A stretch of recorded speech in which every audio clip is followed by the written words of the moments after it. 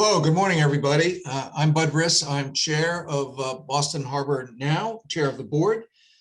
It's great to see many familiar faces this morning, and I'm sure the numbers of people participating will grow as the time goes on over the next few minutes. Boston Harbor Now hosts these harbor public forums pretty much on a monthly basis. We want to introduce members of the public to learn more about projects happening around the waterfront.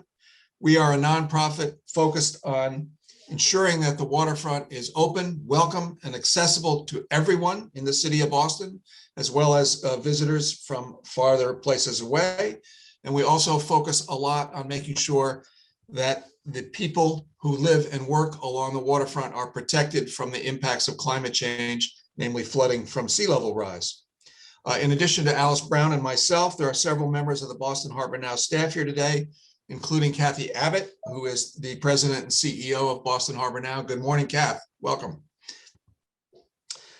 We convene these harbor use forums monthly to hear from developers, public agencies, and other advocates about work taking place around the waterfront and out on the islands.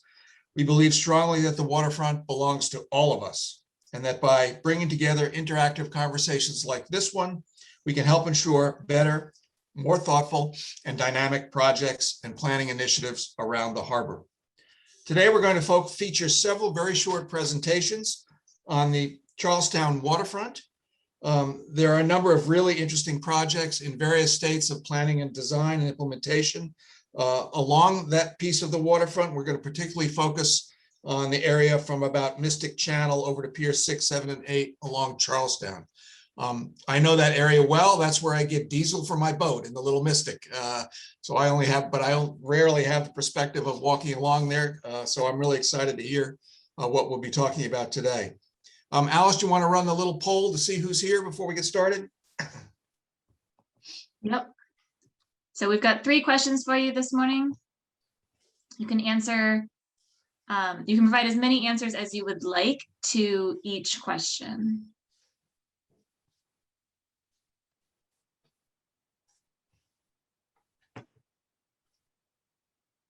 So the first question is, what is your relationship to Charlestown?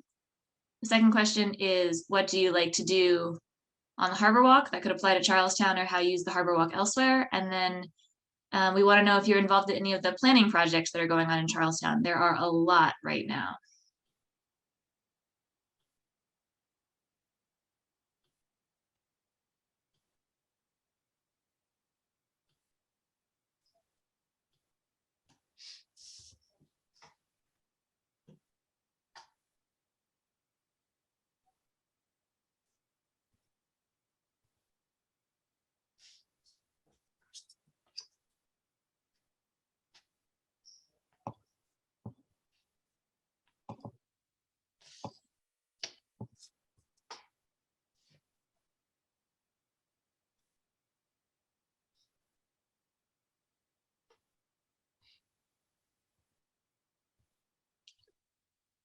All right. All right, should we get started? So here are the results. Looks like we've got some people who live there, some people who work there, and lots of people who visit. We're glad that you're visiting virtually with us today. We're also, looks like people do lots of things along the harbor walks, just spending time, relaxing, but lots of walking and running. And of course, the ferry is back in service from Pier 4, which I'm thrilled about. And then finally, are you involved in any projects? It looks like many of you are not. Some of you are involved. There's 3 projects going on right now. There's the Climate Ready Charlestown Phase 2 that's developing coastal resilience solutions in the Navy Yard. There's Plan Charlestown, which is the whole neighborhood that the BPDA is running to understand how zoning might need to change. And then the Navy Yard Master Plan is being run by the National Park Service. So we'll share more links on each of those things later. Okay, thank you, Alice, and thank you for setting the stage. It's good to know where people are from and what their interests are in Charlestown. So we're going to have 5 presentations. We're going to try to limit them to 5 minutes each, just to sort of give us the full smorgasbord of what's happening in this part of Charlestown and the waterfront. We're going to begin, and then we'll have a conversation after we finish all the presentations. We'll begin with Amber Christofferson and Melanie Garat from the Mystic River Watershed Association. They're visioning, doing some community visioning work around the Little Mystic Channel, and with a recent grant a recent CPA grant they got. So we're taking it away. We're interested to hear what you're thinking about. Oop, I'm on mute. Thank you. All right. So my name's Amber Christopherson. I'm the Greenways Director at the Mystic River Watershed Association. I see a lot of familiar faces and names, so good to see you all. Melanie? Hi, everybody. I'm Melanie Garathe. I'm the Climate Resilience Manager at the Mystic River Watershed Association. Great to see you all. Great. Okay, I'm going to share my screen and just do a very short presentation. Just chat us if we're going over time, but we'll keep it to 5 minutes. So just to set a slightly larger stage, this is the scope of our work at the watershed scale. We're working to create 25 miles of connected parks and paths from the Mystic Lakes down to Boston Harbor. And you can see Charlestown is that linchpin between the Greenway system upstream and the harbor. So a really important piece that connects folks down to the Harborwalk and back up. This is a map showing heat issues in Charlestown. And I just wanted Melanie to say a few words about her work and how this relates to Climate Ready. I think this might be on a timer, so I have to manage this. Go ahead, Melanie.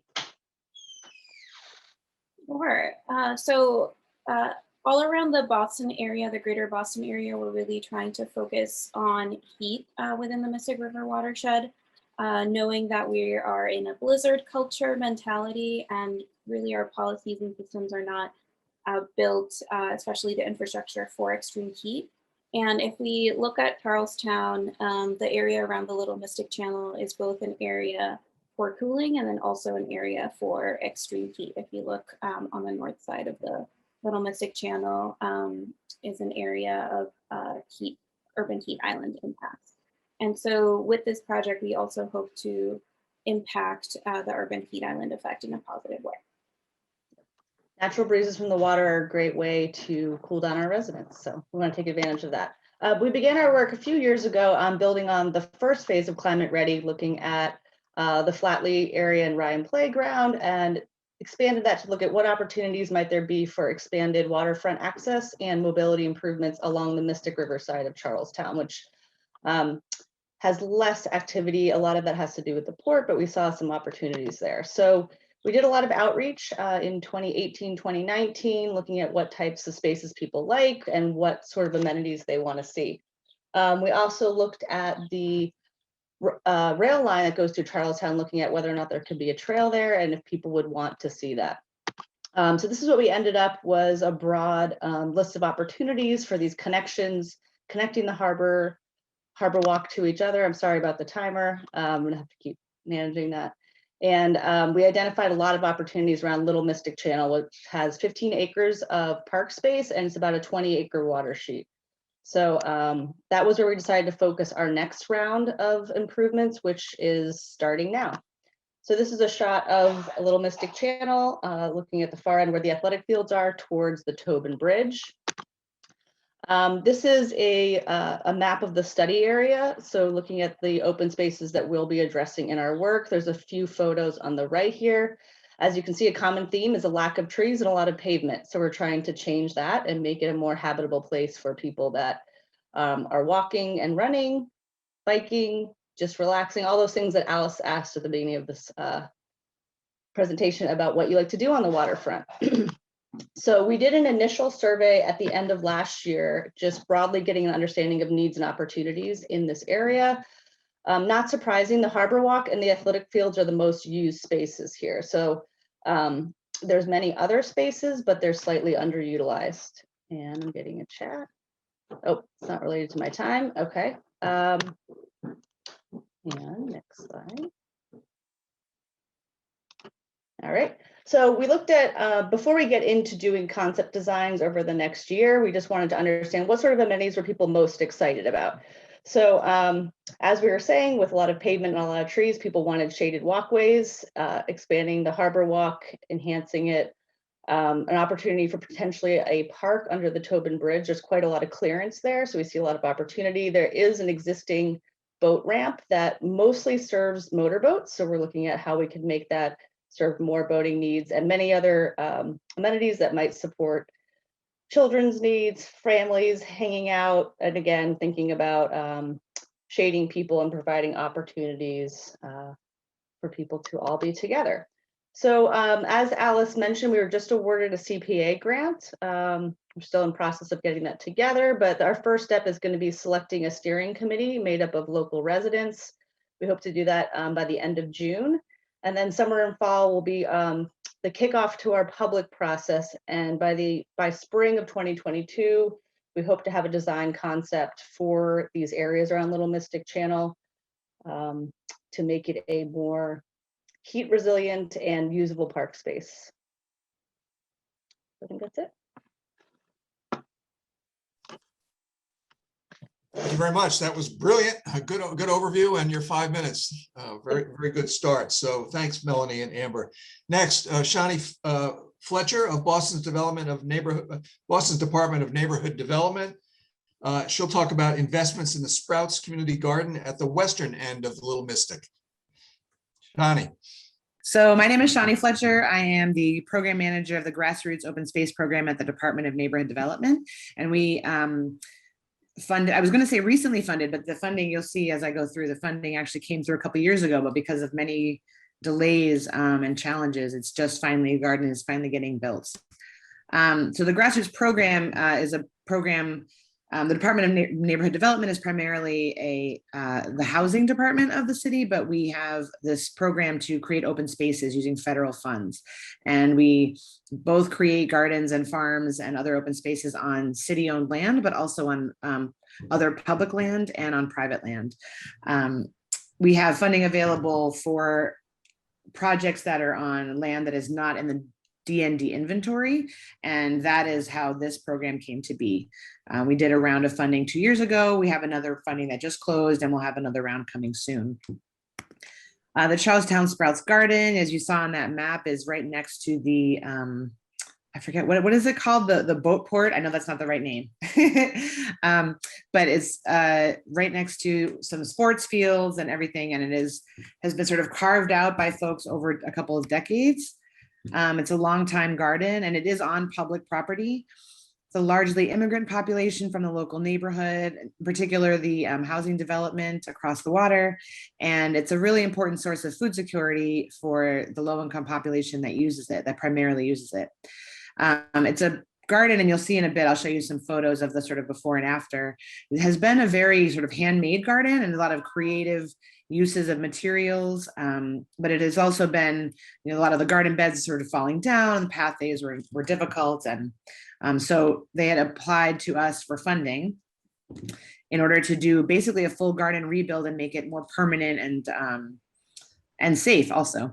So we funded this, the garden Charlestown Sprouts, with a $92,000 grant in 2019, and there were, because it's on the waterfront, there had been they had to go through a complicated process of getting all the right permissions to be able to do the work.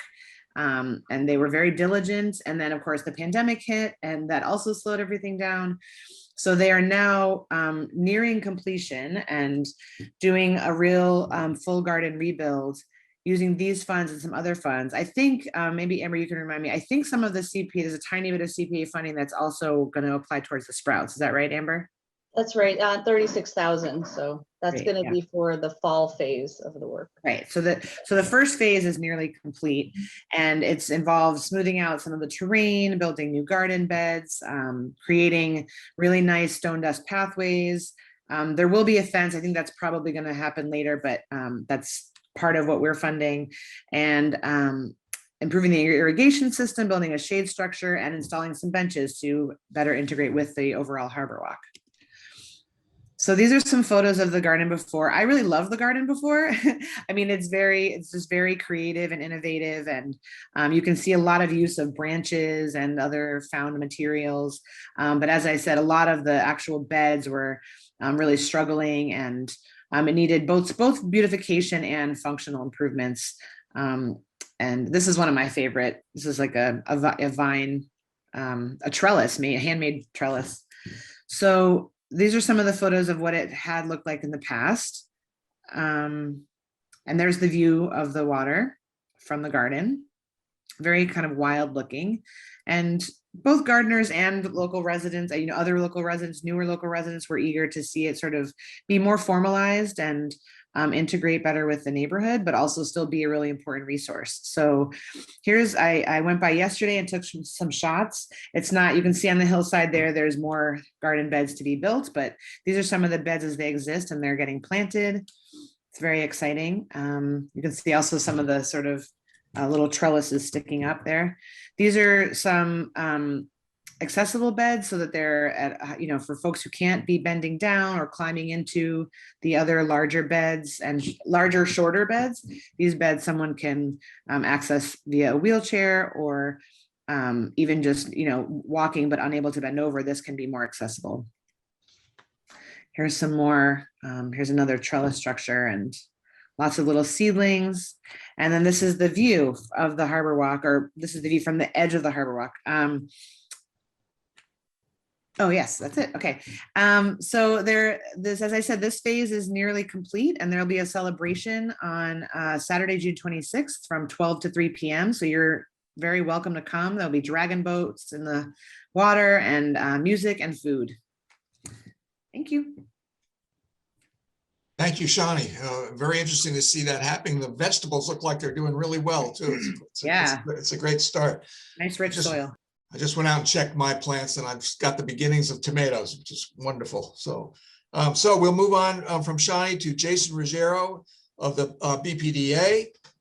She'll talk about planning along the Chelsea and Terminal Street and the community path adjacent to the rail line. Jason. Good morning, everyone. My name is Jason, or Jay Ruggiero. So Jason is okay either way. I'm a community engagement manager with the Boston Planning and Development Agency, and it's really great to be with you all this morning. So thank you for having me. Just going to talk very, very briefly about just some of the planning work that's going on and results of planning work that's been done in the past. But as community engagement manager, always happy to talk more about this. So please don't hesitate to reach out to me if you want to talk more. So thank you. As you can see on this overview map, this illustrates in dark blue along most of the waterfront, we can see existing Harborwalk. And if we look just at the dark blue, we see kind of a little disjointed or disconnected Harborwalk. But in the light blue dotted illustrates potential, possible, and real connections that are going to be made to connect the Harborwalk throughout the community. So one of the improvements that we're really excited about in partnership with Massport and the Flatley Company and the Legacy family and the Autoport is the community path that's kind of right in the center northern section of that map. And that is adjacent to the rail line in Charlestown along Medford Street as well. And that is going to enable or create a connection essentially from Ryan Playground in the northwestern section of the map, essentially along that path through the Navy Yard into the North Washington Street Bridge and beyond if you really wanted to. We're really excited about this connection. It's going to allow people to walk, bike, ride, whatever their mode of travel will be. We're excited that people will be able to do this safely, not on a dedicated, safe pathway that will lead people again from Ryan Playground throughout the edge of the community and beyond. So we're really excited about that. Other improvements, as Shawnee said, Shawnee, that's the Little Mystic boat ramp over there, are the Sprouts Garden improvements, the Moran Annex landscaping, essential and possible Harborwalk connections by the Moran Annex, improvements at Chelsea and Terminal Street as we move to the right side of that page. So BTD is going to do a study, improve the challenges and conflicts, pedestrian and vehicular at Chelsea and Terminal Street. The Berryfield Connector, the Harborwalk connection under the Tobin Bridge that we're really excited about. We're also doing some activations in the Navy Yard on BPDA property, whether it's the wind water sculpture Navy Yard activation or the anchor bear garden that's in the Navy Yard. So a lot of real planning and improvements coming along the waterfront that we're really excited about. I just wanted to get through that pretty quickly, but happy to kind of talk more about this as the conversation continues. So thank you. Great, thank you, Jay. Thank you for the map of the area too. It's very helpful. Okay, now I'd like to introduce Connor LeBlanc, and if I'm butchering anybody's name, please set it straight. Sorry. Connor is from Massport, and he's going to share their designs for Harborwalk improvements at Berryfield on the south side of the Little Mystic Channel and across Chelsea Street. So I assume that's going to make some of those dots we just saw solid blue. Yeah, absolutely. Thanks, Bud. And perfect pronunciation, so thank you. So building off of what Jay was saying, I'm going to talk a little bit about the Berryfield Connector in particular, which is a project that Massport is leading with the BPDA. So I think folks are all, very familiar with this area, of course. So if you look here, as folks know, Berryfield is located just south of the Little Mystic Channel with the Tobin Bridge passing overhead to the east, and Chelsea Street sort of bordering the park on the east side as well, going north across the channel.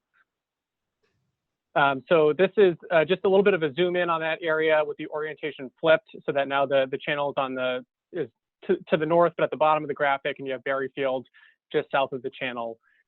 So if folks have walked around in this area before, they'll know that it's a little bit of an unusual condition for the Harborwalk.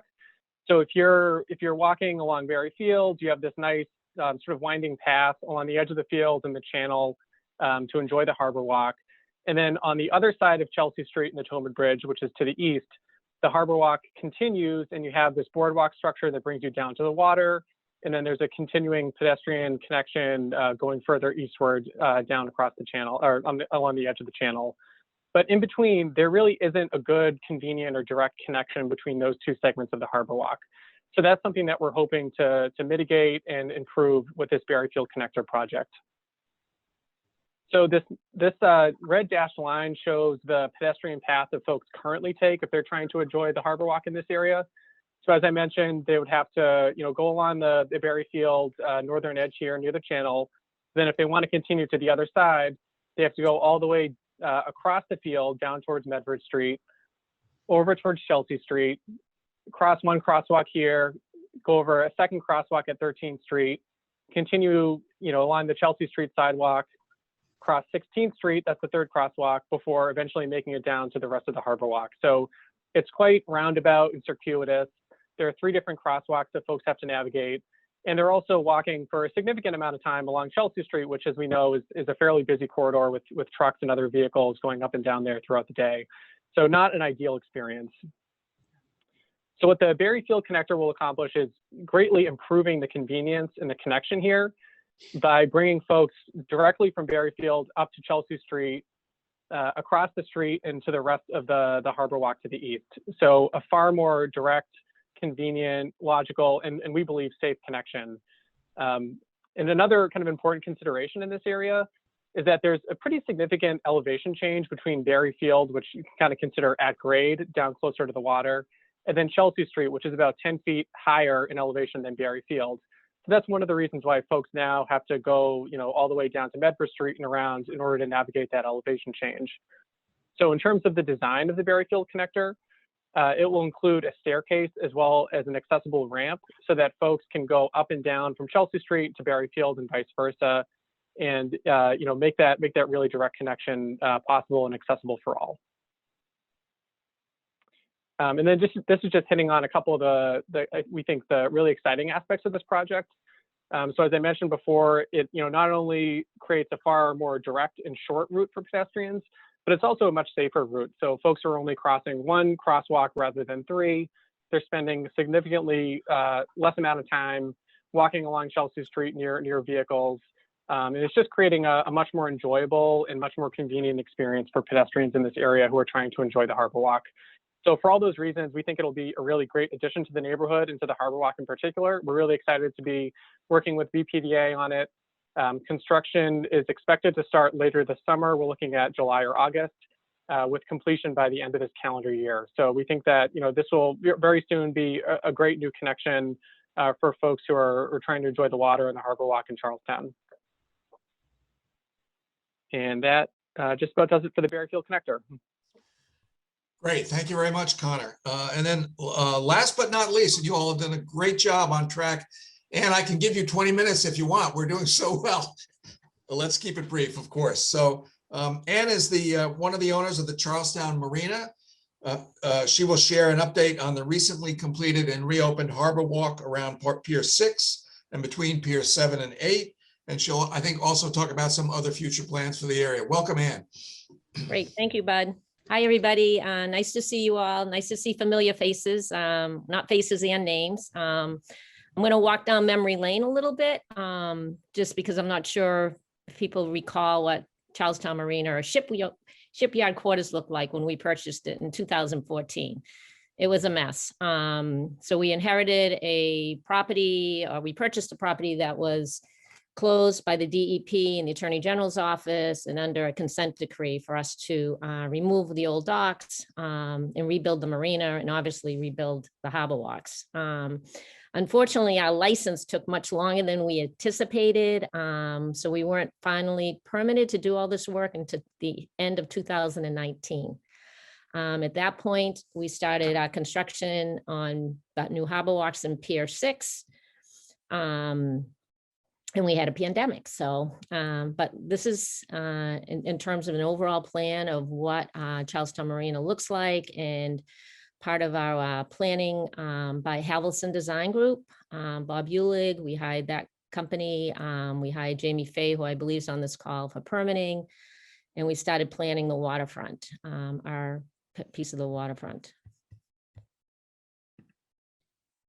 We knew that the harbor walks were in desperate repair. They were made of old pine, which we guesstimate somewhere around 35 years old, so a mess. So the green area you see on this plan were part of our requirements for replacement. And then our Pier 6, again, this license, this water license, is, we know it's a mixed use pier with a restaurant. So this is our amenity slide, again, as part of our license. And just to let you all know, we're not finished yet, Bud. We're still working on it. But we did reopen the harbor walk. We closed it throughout the winter and started the reconstruction, and we're able to open it on May 1st.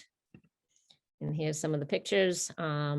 This is an e-pay surface. We completed 2,000 linear feet of harbor walk. These bollards are galvanized steel with integrated lighting. This was all built in East Boston at Blue Atlantic Fabricators. So it was an exciting project for that over there. There's a bridge here between Shipways and Pier 7, which was a mess. You know, all of you know Spalding Rehab is our neighbor in the neighborhood, and you know, clearly making this pathway accessible for their patients and their families. So this was a huge improvement. And then over on Pier 6, we were able to build slightly over the water sheet. So we were able to create a very accessible harbor walk along the Pier 6 restaurant. And this is a perimeter harbor walk. It's, as you see, I didn't take a picture of the other side, but it's actually striped pedestrian space on the parking lot side. We have a water transportation dock as part of our license. This is a touch and go dock. We currently have a complimentary shuttle that leaves from this dock that goes, is operated by the Navy Yard Restaurant Hospitality Group that goes over to East Boston. Water taxis obviously drop off, pick up here. The general public can drop off and pick up here. We also have a commercial company called Cycle Boat that's in Pier 6, and they enjoy and pick up their guests here at the water transportation dock. We started furnishing our harbor walks with this really cool furniture from Norway. These are called stoops, and it's amazing how much people have fun sitting on these. There's an example of a mom and a little guy who didn't even know they could go to the end of Pier 6 and enjoy that public space. So it's definitely opening up. We just recently installed chaise lounges, and they're definitely exciting, fun place to sit. Part of our license is to install historic interpretive signage. Through the great work of Liz Nelson and her team, we've got some incredible stories to tell along the Harborwalk. Our license requires us only to put up 4 signs. We're installing 7 because there's so much great story to tell about the Harborwalk. I mean, the Navy Yard. And the women in the Navy Yard will be installed. And this is the Shipway sign that will go in front of the Shipways condominium, so people understand what they're looking at when they see that historic wood structures there. And here's what it looked like in front of all the piers. And this again will be on pier. This is Pier 6, and this sign will be along Pier 6. So we're excited to do our part of the Harborwalk. As I said, it's not complete yet. We're still adding more amenities, but it's been an exciting addition to the Navy Yard. I'm just always impressed of who's walking the Harborwalk. And it's like, as your survey showed you, it's even way beyond Charlestown people. I mean, this is just a beautiful place to walk. So, so that's what we have going on. So thank you all. Thank you, Ann, and thanks to all the panelists. That concludes our presentations. I'm going to kick us off with just a few questions to some of you, and then Alice, I think you'll help me. We'll open it up to questions from the audience. And this is a project along the Harborwalk that you've done. It's not quite complete yet. It's taken a lot of time. The permitting and licensing process in Boston and Massachusetts along the waterfront is, of course, legendary. But it's also very important to protect the public interest. And, you know, having done this and other projects on the coast of Massachusetts, I wonder what thoughts you might have about, you know, what recommendations you might have for other people doing work along the Harborwalk. Right. Well, I think we inherited a unique situation over there, as I said, because it was a consent decree, and it actually kind of designed or recommended the width of the Harborwalk, and we felt the challenge there was it wasn't wide enough around Pier 6. You know what I mean? We knew we needed handicap accessible Harborwalk, so we kind of put our head in the sand and said we can't build a Harborwalk as designed. So that took a little longer than probably other permitting efforts, but you know, I find you know, the public process is robust in Boston, but it's great, you know what I mean? Because I think people add to it. I think in these public hearings, I think people have to understand everybody doesn't get everything they want. We know that, you know, and that's reality. But I think, you know, I serve on Boston Harbor Now board. I think Boston Harbor Now is a good resource for the developers. So they understand what the requirements are before they start putting pen to paper. And I think that's important to, you know, educate developers. But I think the exciting thing now, it is amazing what the city has accomplished.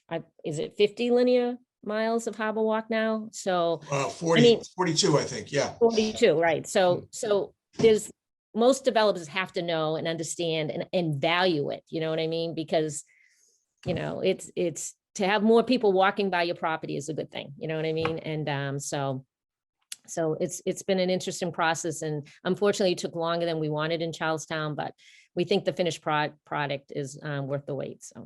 So I mean, I think what I'm hearing you saying is the public amenities you've incorporated are not only good for the public, but they're good for your project as well, right? Exactly. Yep. You know, and I'm really pleased to see the wider Harborwalk there, as well as the railings. My niece was actually a friend of one of the boy who fell off there a number of years ago and unfortunately didn't make it. So I think you've really made that a much safer area. Connor, Massport, you know, owns a lot of property around the harbor and the waterfront. You've done a lot of work in East Boston and South Boston. What have you learned there that you've applied here?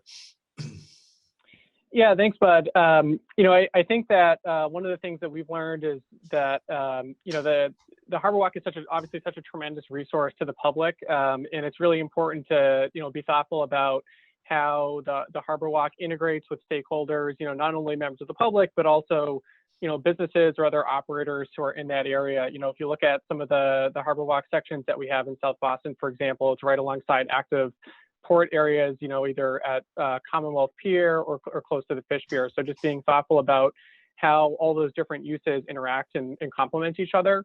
I think that, you know, with Charlestown and the Berryfield Connector project in particular, what's a little bit different for us in this instance is that it's not on Massport property. It's a project where, you know, we have to be very collaborative with the BPDA, with the city, various city departments.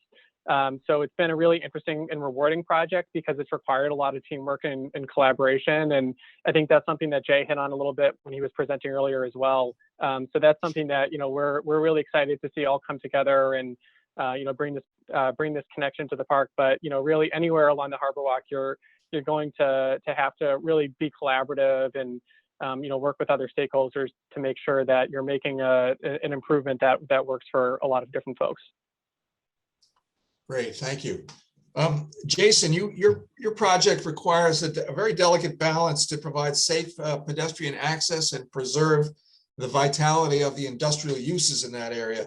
Where are you seeing this done in Boston or elsewhere? How do you make it work?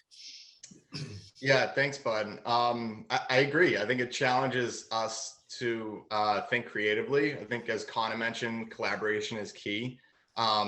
You know, we definitely want to encourage safe pedestrian access and usage in and along the waterfront, but ensuring that we're preserving and encouraging prospering active industrial uses as well. Like Connor mentioned, collaboration, right? So good partners like Massport, the Legacy family, the Autoport, the Flatley family, definitely just collaborating with our partners to ensure that these projects enable safe access and connectivity throughout the community. Right, the border between the waterfront industrial and the community has somewhat been underinvested, and I think this project speaks to that. Where we've done it well, I think, you know, Anne's here, she can speak to the success of the East Boston Shipyard, right? So that's a very active industrial area, and the public is not only welcome there, but encouraged to enjoy the East Boston Shipyard in the waterfront. So, you know, Connor mentioned South Boston. I think we've seen it done really well in certain places, and it's been successful because of the partners and the collaboration behind the scenes. You know, Jason, over time, thinking about some of the other areas around the harbor, as the harbor walks get developed and we have more residential development in some areas abutting, particularly designated port areas where Massport and others have, you know, are very industrial. There's a lot of truck traffic. How do you envision sort of keeping things in balance going forward? You know, I think on the one hand, Massport has an obligation to make sure it's very safe and least annoying as possible to the neighbors. On the other hand, those neighbors have to anticipate and expect that there will be truck traffic, right? Because yeah, I mean, they're striking that balance, right? I don't think we want to build a condominium complex right in the middle of Massport's operations. So I think, you know, zoning and land use comes into play, and as Alice and Amber know, you know, and many on this call, we're going through a neighborhood-wide planning initiative right now to look at current land uses and current zonings, and ensuring they all work collaboratively together so well. So I think, you know, the public-private kind of partnerships, and when we talk about development, whether that's real residential or commercial, it all has to work together, and we all have to, you know, be partners and neighbors in this community. So just being mindful of kind of our surroundings and zoning and what's appropriate in certain areas. We're mindful of that, and I know Massport and other partners in the community are mindful of that. So just encouraging residential where appropriate, and other uses in other certain areas too. Great. Well, then one more question for Shawnee, and then Amber and Melanie. Shawnee, the Sprouts Garden project, was it thought of as part of the Harborwalk? And you know, how will the community garden connect with the water now going forward? Well, there's a pathway that's already been created, that the stone dust pathway that I described, that goes right from the Harborwalk into the garden space. It was not conceived in sort of concert with the Harborwalk originally, but I think that the improvements will make more integration possible. I think there are people who have used the Harborwalk and sort of engaged with the water from the garden in sort of a minimal way, fishing, walking. But I think these improvements will really both engage people passing by with the space, with the garden space more, and also vice versa. Great, thank you. And finally, Amber and Melanie, your work spans the entire Mystic watershed. What has the community process there taught you about this path around the river? Yeah, thank you, Bud, for that great question. We're really trying to connect Charlestown to the rest of the Mystic River watershed through these Harborwalk connections. So that has been, and then also vice versa. And so that has been a really important part of our work. And then also we've done lots of public engagement processes in different areas of the Mystic River that has really helped us with Charlestown. And so one example that I can think of is our work in Malden River that drains into the Mystic River. And through that process, we learned that it's really important to spend enough time and energy, meaning, you know, perhaps several months or up to a year or a couple of years to connect to the community members in that area and to different community leaders and organizations.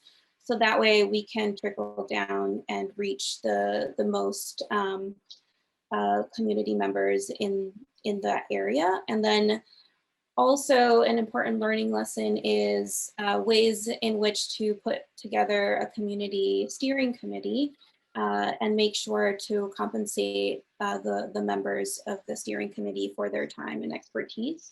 So that way it's not a transactional relationship, it's really a two-way street where they're helping us and we're also contributing to their lives. Amber, do you have anything to add? No, I don't think anything on that point, but I see some chats and I'm connecting a few threads from previous answers here. So I was just going to add that I think aesthetics is important. They're sort of like, what's the function of the space and then how does it look? So to the point about the garden and how it interacts with the Harborwalk, a lot of people were like, what's that? What's all that vegetation there? Like trash. People didn't even think it was a garden. So I think it's like, it's great that the rehabilitation of the garden can both help the gardeners and help people that walk by understand that this is an active used space and it's important for people. So I think it's a great reciprocal relationship between the garden and the waterfront areas. And we're hoping to build off the momentum of the garden to the surrounding spaces so we can start to revitalize those and have them interact together and be like a constellation of open spaces. And then, you know, if anyone's walked the Harborwalk from Spalding over to Little Mystic Channel, and you know, by the end of the year, you could take the Berryfield Connector, you'll notice a stark change in the quality of the Harborwalk. It doesn't look the same. It looks pretty run down. There's no trees. So there is this like obvious disinvestment there. You know, there isn't a high-end developer that's contributing to the Harborwalk. There's lots of public housing. So it would be really nice if there was a way to make a consistent feel so that it's not like, oh, here's the richer area and here's the poorer area, you know, like that's kind of what it sort of feels like. And we're trying to change that and elevate the spaces so that everyone thinks that they look nice and they're really useful for people that live nearby. So that's just my 2 cents on sort of maybe getting us towards some of the conversations in the chat. And you know, one last question for me to all of you, and Alice is going to die when I ask this because I always think about it, but I didn't see any place to get something to eat or drink. And you know, I know there's obviously a restaurant in Pier 6, but other than the kind of fancier restaurants we see around the harbor in just a few places, there's a real need for cheap eats and food and drink, you know, whether it's food trucks or stands, but you know, we have, and the weather's getting hotter, and you know, this is a long sort of, it's going to be much better obviously than the somewhat barren stretch it used to be, but any thoughts on that? Well, we did see that in some of the community feedback when we distributed the survey, is having a place for food or food trucks. And so one thing that we're thinking about and, you know, wanting to gauge public opinion on is it, you know, possible to leave an area open for a truck to drive into the Little Mystic Channel area, so that way it can be a flexible space. But that is something that has come up multiple times through our public engagement. You know, I know from running the aquarium for 10 years and also for having built the new Harborwalk and terrace out on the harbor, unless you put something out there that's going to draw people, it's hard to get them out there. So you need, you know, some kind of visual structure that makes them curious to come out, or food. And, you know, it's the magic thing almost everywhere. So, but good luck with all these projects. Alice, I'm going to turn it over to you and take some questions from the chat. Great, and it looks like Lois has her hand up. So Lois, we'll turn it to you. Hi there. Before I start with what I was going to say, but there are other places around Harborwalk where you can get food. What we probably need is some signage to point them out to people, because you would know up to Pier 6 there is a cafe called Style Cafe, which is easily accessible from the Harborwalk, but you wouldn't know it. So it's hidden in the building. So that's one thing. What I wrote basically is that I have struggled with the fact that I've lived here for 14 years in the Navy Yard. I've lived on one of the piers, and we live right near where people would fall all the time, including myself. So you need some way to get the same materials or some standard materials, because we have in the Navy Yard 4 different types of materials, at least 4 different types on the Harborwalk. And also they have to be maintained properly, and there has to be some mechanism to make a developer maintain it. There are 6 organizations responsible for the Harborwalk just in the little section of the Navy Yard from Pier 9 to Pier to the dry dock. Sorry, it's just, you know, a lot of people, and each of them has their own way of maintaining it. So, and the materials used, I think they have, number one, a standard for materials, and then a really effective punishment if there's a developer who doesn't maintain the area. I prefer to have one organization oversee the whole Harborwalk and be responsible for it, and have different buildings in the area contribute to the maintenance of it. Anyone want to respond to that? I mean, I know for sure, Ann, your license requires you to take care of it over time, but you know, I think the complex ownership along the entire Harborwalk, it does make it a little more complicated. Yeah. Yeah, we at one point had a conversation with a couple of the condominium associations about, now how do we create, like, I don't want to call it a bid, but you know what I mean, some type of improvement district that we all jointly take care of it together. And you know, it costs money. And I think condominium boards have to approve it, you know, but they should be doing it anyway, you know what I mean? But I'm just saying it would make more sense and efficiency wise, right? To have, you know, this is not that big an area, but to Lois's point, from Spalding to the dry dock, that's an area that should be maintained well. And so I'm with you, Lois. Okay, Yeah, good. Lois is the one that got us over to the Navy Yard. So I was responsible for making sure the old slumlord bought out and the new good owners came in. So right. thing. Yeah. If I could add one more thing, build on this conversation, what I said earlier, to kind of phrase it a little more clearly, I think it's an equity issue. If there is some sort of central management, you can distribute resources instead of having them go to very specific areas. So I think if we think about it that way, there might be some value as well. You know, it's interesting. I think there's a related question as we begin to implement the various flood resilience projects around the waterfront. That begs for a very well coordinated agency or somebody to really make sure it all ties together, and most importantly, it's maintained and operated properly over time. So, Alice, the chat. Yeah, and if anyone else also wants to do what Lois did, she raised her hand. You can do that by clicking on the reactions button, and raise hand is one of those options. So feel free to raise your hand, and like Lois, you can join in the midst of the conversation. One of the questions here at the end of, I'm going to sort of work my way back up. Regina asks, are water fountains for drinking a possibility, and decorative water features would also be nice? The wind sculptures are great. It would be great if they could be purchased, but let's focus on the water question. Where do people get drinking water, and what are ideas for water play?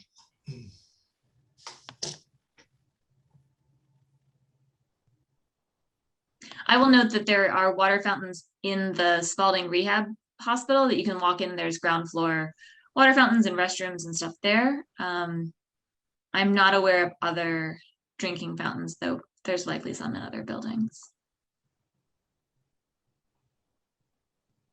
Yeah, I'm not aware, but I will say, Melanie, I don't want to put you on the spot, but you know, as you're thinking about cooling strategies, I think last year, the grant that we managed funded some water fountains in Chelsea. So it's not just like a nice to have water fountains. It could be a critical heat resiliency strategy. So I don't know. Yeah, so this also came up within our community engagement survey efforts, that people are really interested, especially in splash parks and things like that in the area of the Little Mystic Channel. So that is of interest to the community. And last year and this year as well, we're helping the Bar Foundation to fund COVID-safe cooling strategies. So projects related to extreme heat in the greater Boston area, and Chelsea and the city of Lynn installed several hydration stations. That's what they're calling them, as a fancy term for water fountains that also have misting capabilities because of the lack of hydration stations around the area compared to other parts of New England in particular, especially as we're facing more extreme weather, as we've noted by already having a 5-day heat wave. People who are walking around definitely need shading and then hydration support. So that is something that the city of Boston would need to work together with, with us or community organizations in order to understand where it would be best fit in terms of, the logistical things of installing a hydration station. But that is definitely something that's very important. Great. And I like Dan's note here in the chat, water taps for people and dogs would be great. There are some good drinking fountain setups that offer all three. Robin's got her hand up. Robin, do you want to hop into the conversation? Yep. Good morning, everybody. Robin DiGiamarino from the Navy Yard Garden Association. We worked with organizations and businesses in the Navy Yard to bring everyone the Wind on Water sculpture exhibit that has been extended now till the middle of October. And someone asked about, in one of the chats, couldn't we keep them? We're in preliminary conversations with the BPDA. Hi, Jason. Possibly having some of those sites remain permanent. So we'll see on that. I want to also follow up on what Lois was talking about with the care of the Harborwalk. I really notice it in the winter. There's so many different standards of what it looks like to remove snow.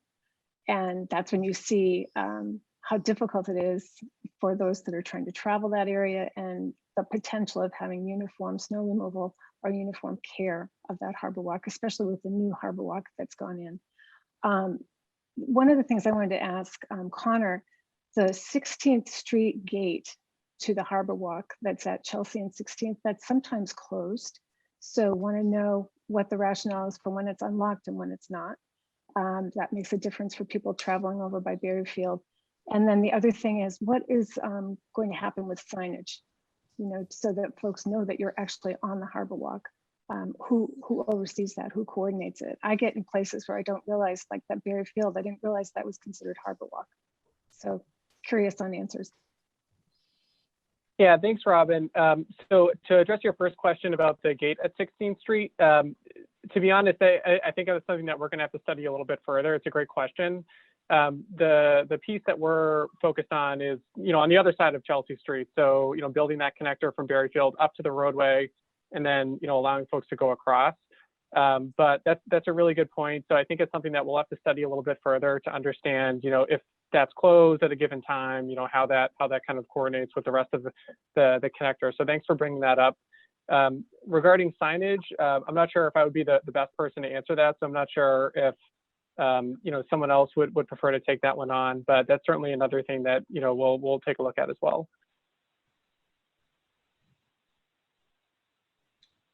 Thank you.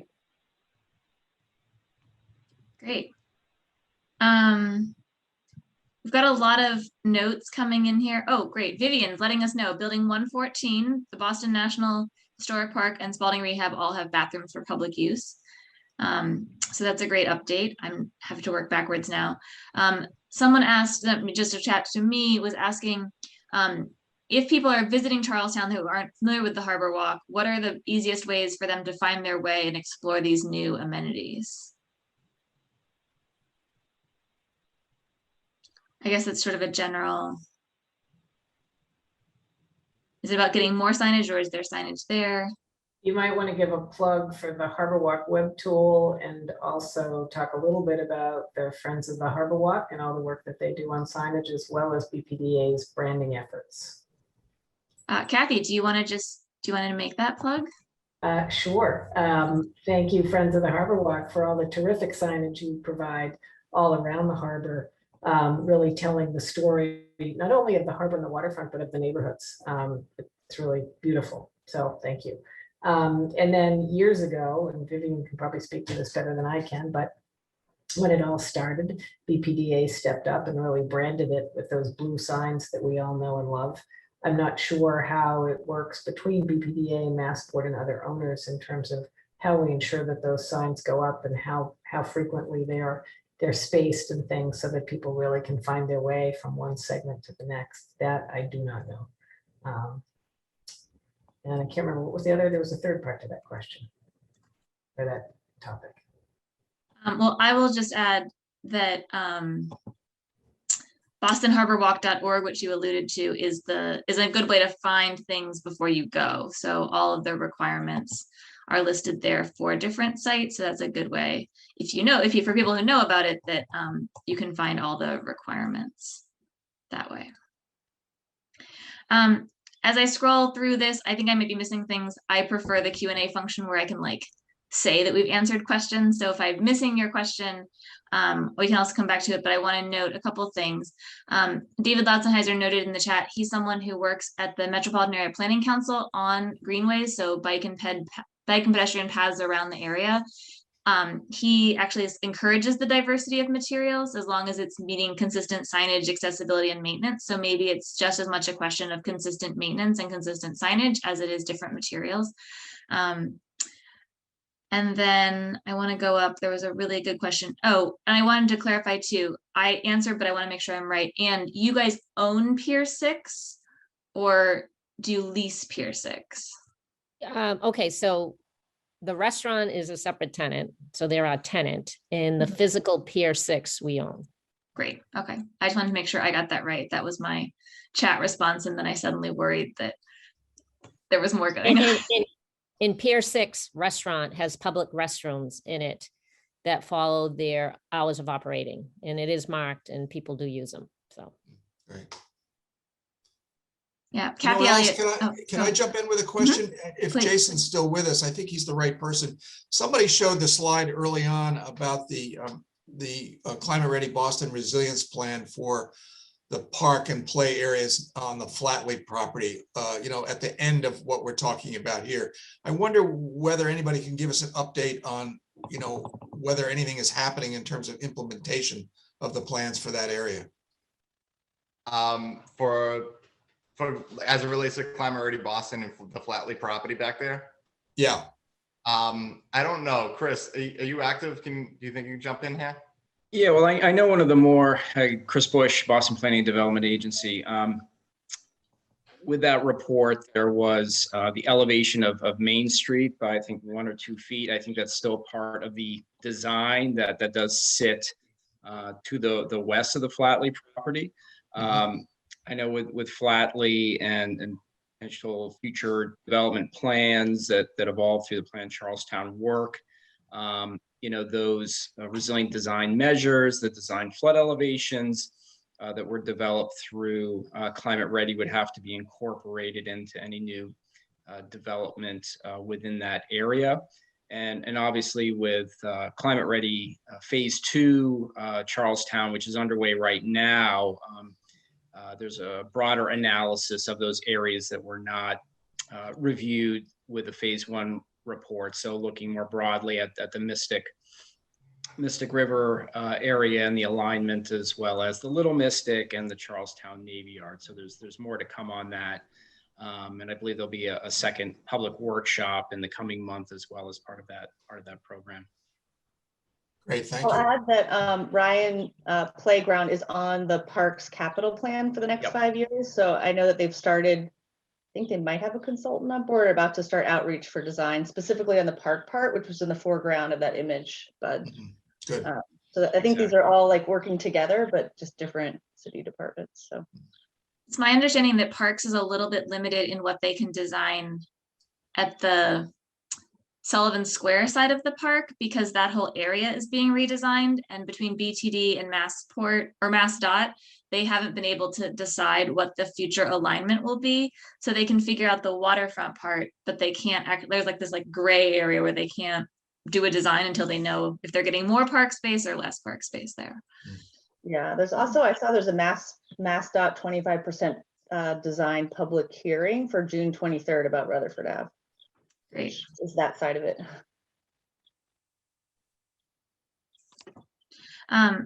Dan asks, Alfred Street crossover link to the MBTA Riverwalk now being finished, question mark. Yeah. That's the seawall project, I think. That's in front of the MBTA yard on the other side of Route 99, Alfred Street. That is complete. The next challenge will be to navigate people across Route 99. And we're hoping that the Rutherford Ave project can accommodate that connection. Is it fully open for people to use, or is it still like a walk around Jersey barrier thing? I myself have not been out there. I need to get there, and I know people that have gone out there running, and I'm not sure if they are going around the barriers or if it's officially open, but it's for all intents and purposes complete. So should be any day officially opened. Great. There were a couple questions that were submitted ahead of time, so let me go back to those. One of them sort of been started already.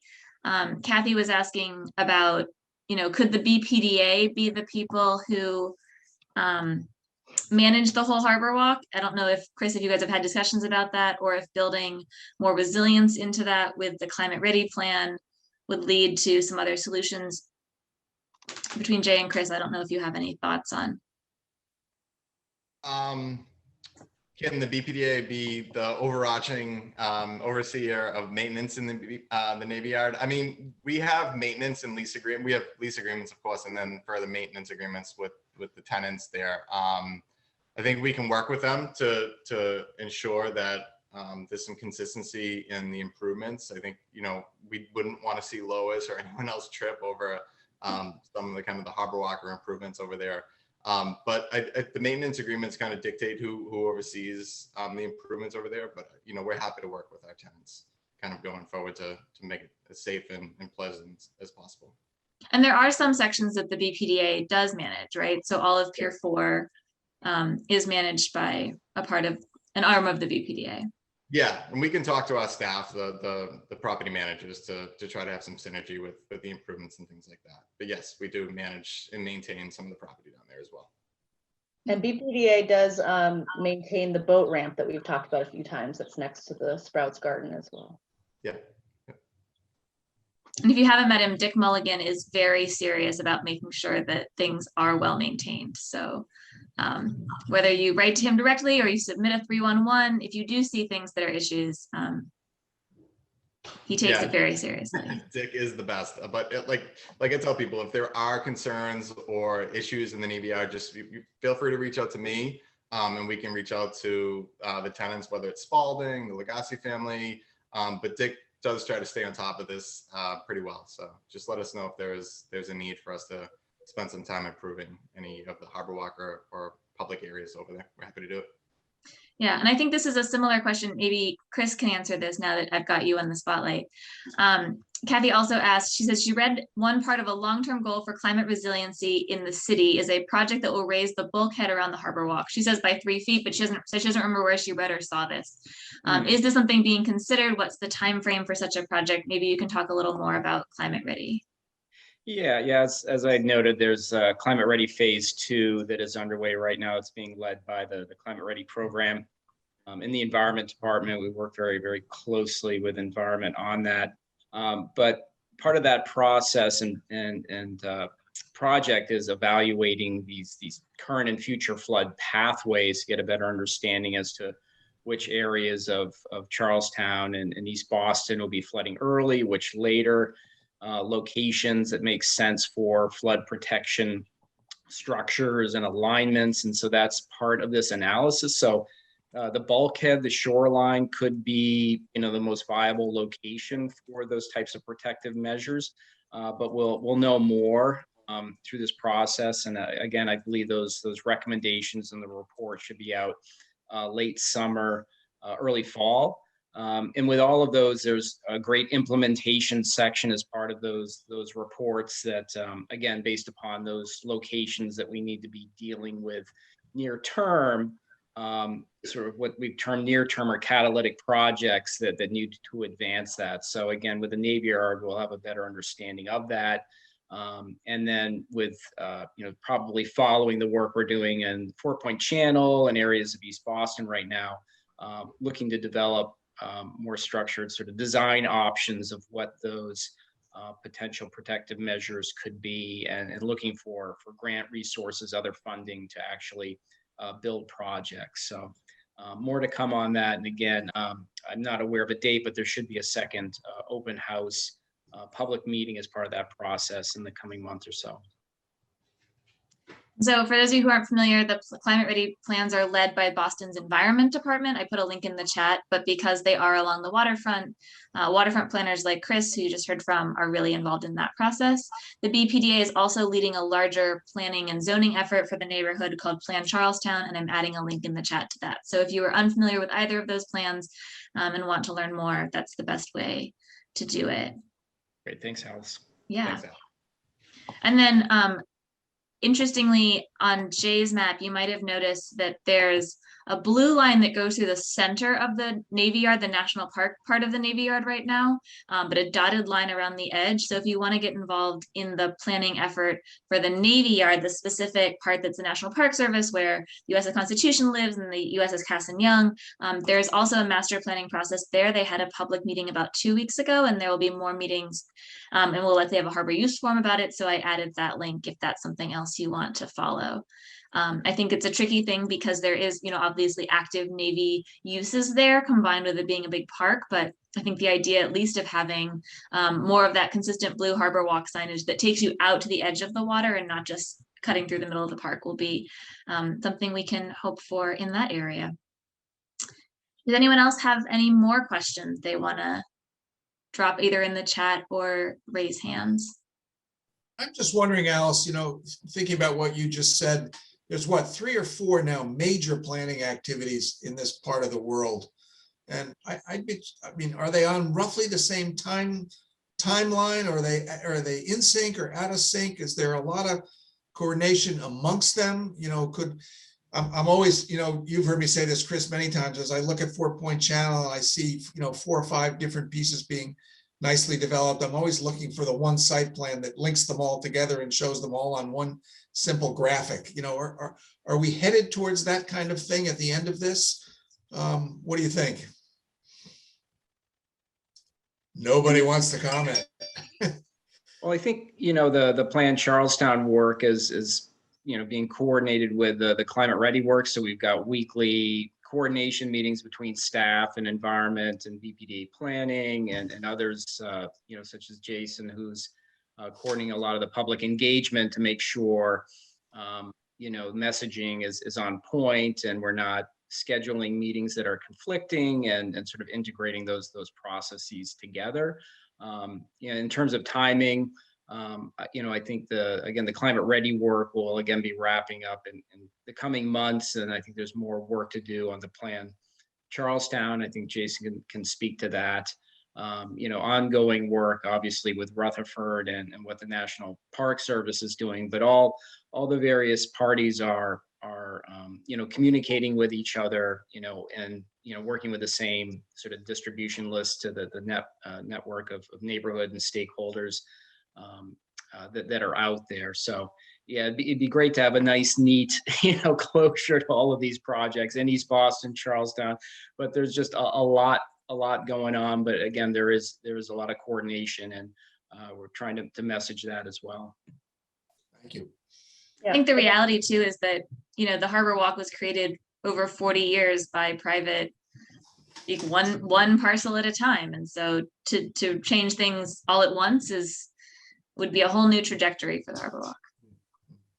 Amber. Yeah, I was gonna say incremental collaborations is probably where a lot of people are at now. I'll speak for ourselves. We've been in touch with the Climate Ready folks about the plan that we've been talking about, and they, are trying to connect what they suggest as an alignment that addresses coastal flooding in a way that benefits the community members from a, open space amenity perspective, so that they're not just going to build something that's only looking at flood. It also will improve quality of life for people. So we're, I think that's great to see that collaboration, and it's not a super plan, it's a plan within a plan maybe, but there has been a lot of great collaboration discussion so far.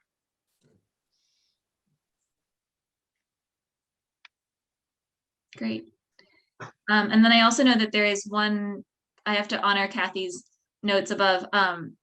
There is one piece of the Harbor Walk that is sort of up in the air and we don't know the future of, which is Pier 5. So the BPDA had an RFP process, and so I think there's a question of whether or not one of the proposals put forward there will move forward, or if it will continue in its current state and need another visioning effort for that. So that's one more piece of the Harbor Walk where things could change. Maybe can Chris update us on the status of the competition on those RFPs for Pier 5?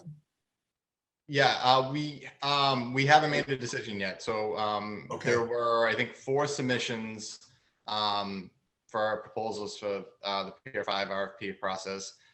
We haven't made a decision yet. We actually extended the review and comment period. So if anyone has any thoughts or comments, we're still open to those, but we haven't made any decision yet. Thank you. Yeah. Great. Oh, Kathy, you can hop in if you'd like.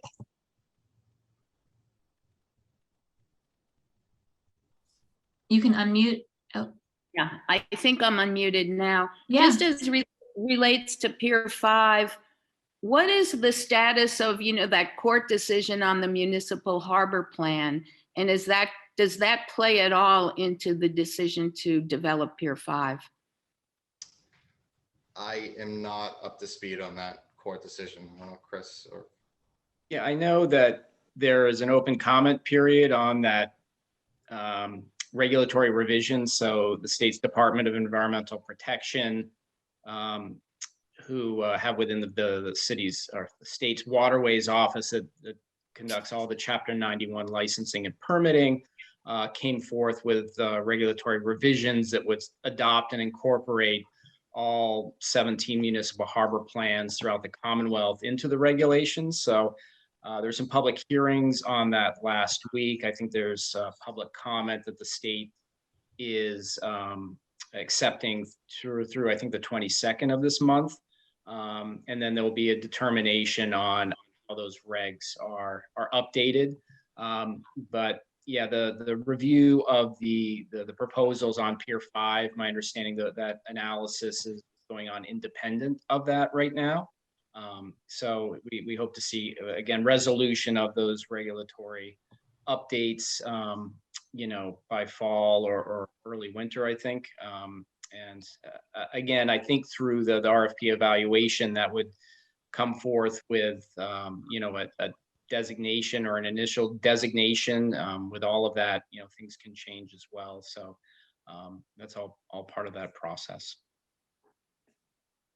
Is that downtown municipal harbor plan, does that play into Pier 5, or is that a separate area? Is there a municipal harbor plan that governs Pier 5? Yeah, the downtown municipal harbor plan is a separate harbor plan. The harbor plan that governs the Navy Yard is the Harbor Park plan, which was the initial harbor plan developed back in the 1990s. And then the Pier 5 area was more directly informed through the Waterfront Activation Network plan and the state's decision on that plan, which more formally framed out sort of uses and public access and sort of dimensional standards. So again, all of that would be addressed through this regulatory update. Great, thanks, Chris. Regina, do you want to unmute and ask your question? Hi. Yeah, I had mentioned in the chat, but I just wanted to bring up again and put in a plug for the trustees of the reservation as a partner. And I know you're working with them in East Boston, but they have a lot of experience with resiliency and, from perspective of building and planting and dealing with marsh space, any water bordering thing. Plus they're working on the public parks. So they work on parks, et cetera. And they So they have experience and they have funding. And I think they're an excellent partner to work with, so. Yeah, we would agree. Yeah, I mean, they're working with Massport in East Boston. I think it'll be interesting. There's a note from Diane in the chat, Little Island was an entirely privately funded venture. And I think everyone would be excited to see, bring on a privately funded outstanding park. City resources, I think, and state resources are a little bit different, and they're more limited in what they can build from scratch. So I think anyone would love to partner with the trustees if they wanted to come to Charlestown, but we'll leave that up to them. They're not on the call to speak for themselves. I want to thank everyone who has joined us today, both the people who've come to listen and all the people who've come to share their great ideas. This is maybe the largest number of speakers we've had for our Harbor Use Forum, and I think it was great to hear all the different work that can be done by the private sector, the public sector, the nonprofit sector. There's so much happening. The Harborwalk is not static, and I think, as we've seen today, not just being developed with one private property developer, that there's many ways to bring the Harborwalk to life and to change and evolve it. And I'm really grateful for all of your time today, all those people sharing, and as always, super grateful to Bud for moderating. Our next Harbor Use Forum will likely take place in July. It will either be a private development property that we will hear about on Zoom, or it will be a field trip. But we will have more information for you in our e-news. If you don't get our e-news, you can sign up at bostonharbornow.org. You can also follow us on Twitter, on Instagram, and on Facebook, where you can find out more about our work. And with that, if there are no more questions, I wish you all a fantastic morning.